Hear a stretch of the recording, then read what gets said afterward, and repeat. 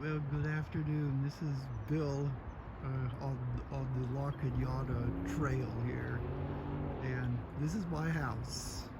From you get a pretty good view of it from up here, and check out all the solar panels. There's actually 30 of them up here, and yeah, um, I'm gonna give you a story about what this is all about, whether it's good to have them or not, and yeah, it's an interesting story. So buckle up and enjoy the ride.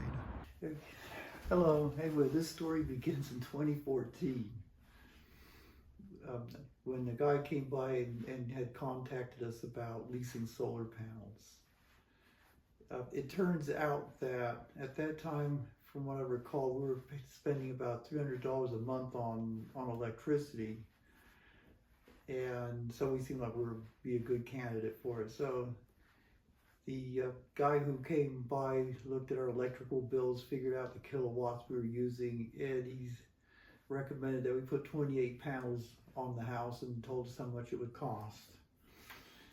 And so, yeah.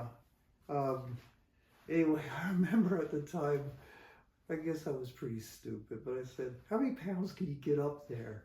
He says, oh, we could add another two, could bring it up to 30, and he told us how much extra that would cost. And I don't know, maybe it sounded like $20. Didn't seem like a huge amount. So I said, let's max it out. So it allows for electrical usage growth. And I guess even back then, I had an electric car future on my mind. So I thought this would be great. We could use the panels to charge the electric car. And of course, we were told that, yeah, you know, if you make surplus power, you could sell it to Edison and they'd pay you for it and all this stuff. So my wife handled all the finances, so I really did not know all the ins and outs of where the money was going and stuff. And she handled that. So anyway, the installer came by, installed the solar panels, and actually the installer was awesome. The whole process really was pretty awesome. They messed up our electrical panel, by the way, and our oven wasn't working. And I remember looking at the electrical panel and I thought, well, it seems like the oven's no longer hooked up to 220 volts, but nothing seemed disturbed in there. So I wasn't going to touch anything. So I called an electrician out and I told him what I thought was going wrong.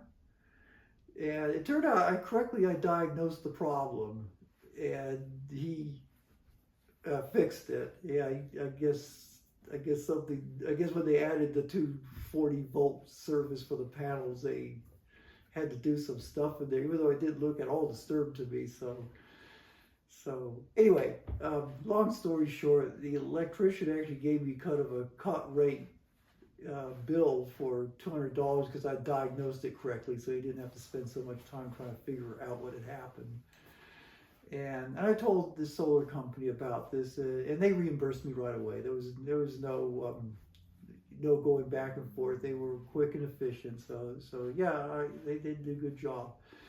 So anyway, years went by, and everything seemed to be going well. As I say, I don't know if we were generating excess power or not. As I say, my wife handled it. I didn't pay any attention to it.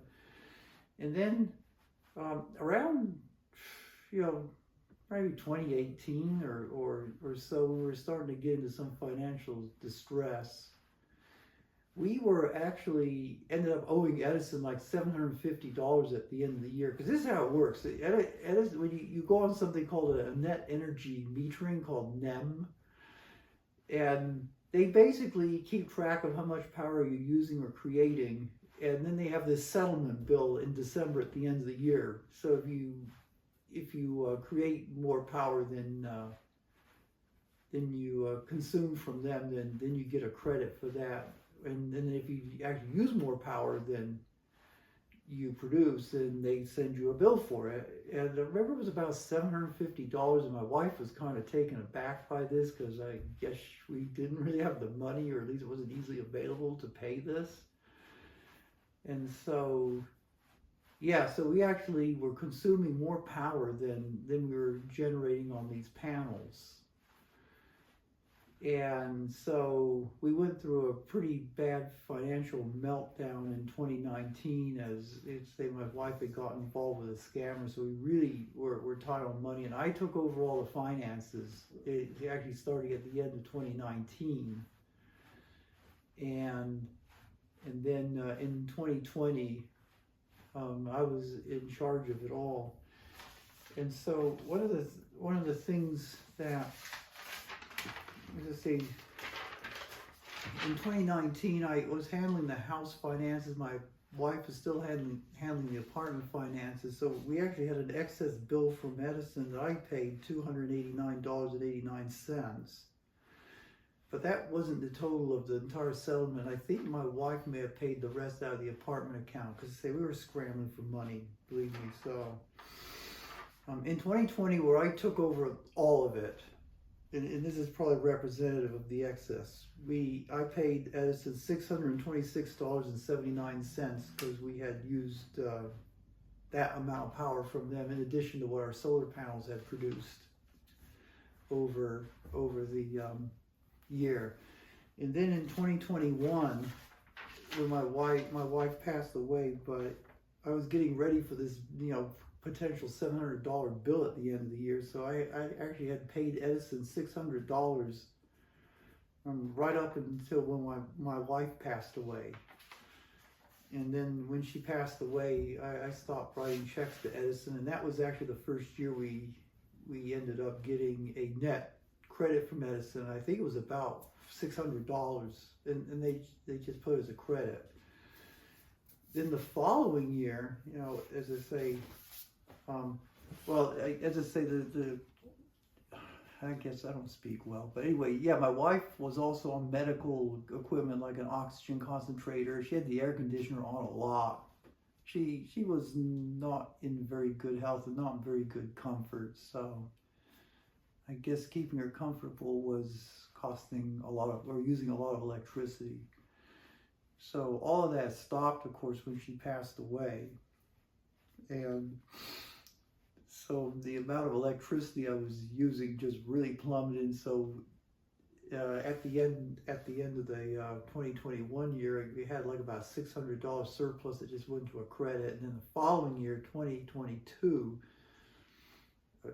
it was like probably $2,800. It was a lot of money.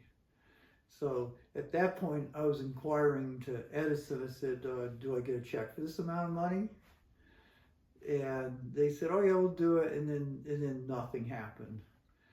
And then in 2023, I called Edison again, asking him about what happened. Well, basically, after spending hours on the phone trying to understand they have these 6-page bills. Like on the 5th page of the 6th page bill, there's this little fine print that says net energy surplus option. And what it said there was non-allocated, which means, I guess that means they don't have to pay you. She explained to me that you got to get that changed to check, and then they'll pay you. And so I got that done to check, and basically I lost the $2,900 for 2022, but at least I got it taken care of for 2023. But here's the catch: is that you don't get $2,800 or whatever they're claiming that your excess should generate. That's what they call the retail price. That's what they're selling it to someone else. You pay the wholesale. They pay you the wholesale price, which in this case turned out to be $390 for whatever that's worth. But still, I'm glad to have gotten money from them. So yeah, so basically they're charging based on the kilowatt generation rate. It was like 38 cents a kilowatt hour. At least what I'm getting credited for. And then they actually pay you back at like $5.80 a kilowatt hour. So that's kind of my story. But now I guess actually this is really thanks to Buzz's retirement garage. I went through in my previous video, I went through a budget analysis of mine versus his. And of course, actually, this is what drew my attention to this week, is that, he was only paying $73 for electricity, and I'm paying $248. And, it's sort of like one of these, WTF moments. And that's when I started sorting through what is going on. And this is when I realized that really what I'm paying for is I'm buying solar panels. I'm not really buying electricity. And so if I had based it on my electrical usage and using the Edison retail rate, the 38 cents, I should have been only paying $83.59 a month for my electricity, versus his 73. So yeah, as I say, this is really not an efficient arrangement I have going right now. Then now I'm paying the solar company 28 cents per kilowatt hour. That's what I'm paying them. So if I had paid that for my electricity, this $83 would have been like down to $60 a month. So the solar panels can save you money, but you have to right size it. You have to know what you're doing, and I guess the thing is, for the amount we were using, while my wife was alive, I guess we had more or less right sized it, or at least we got as high as we could. But now as a single person, I don't have the air conditioning on here too much anymore. And I really am surprised that I'm saving this amount of money. I would have never had any idea. Really, this is even shocking me. But anyway, it is what it is. So certainly I thank Buzz Retirement Garage for bringing this to light. But here's the interesting thing. There's more to this. You can buy out this lease. And, I don't know if you can see this, but yeah, well, that's the schedule right there, whatever year. And right now I'm in year, I guess it would be 10 actually, because it's 2014 is when I bought them, 2024 is now, so it's 29,601. So, but here's the thing now, if you sell your house, because I was reading some of this contract, basically, there's three options, but one of them, which is the one would apply to me, clearly, would be that you have to buy out the lease. Basically, you buy these solar panels, which would be, if I sold a house today, would be $29,000. Now, assuming they accept that price, because there's another catch, is that it says that price or market. And I guess the market's going to be a trickier thing to establish. I've been looking online. Some people have been trying to buy these out and they come back with higher market prices. But I don't get how they can get away with that legally. So I may have to prepare myself for this, because my solar panels are freaking old. Because my neighbor across the street got new solar panels, and my other next door neighbor just got them like within a year.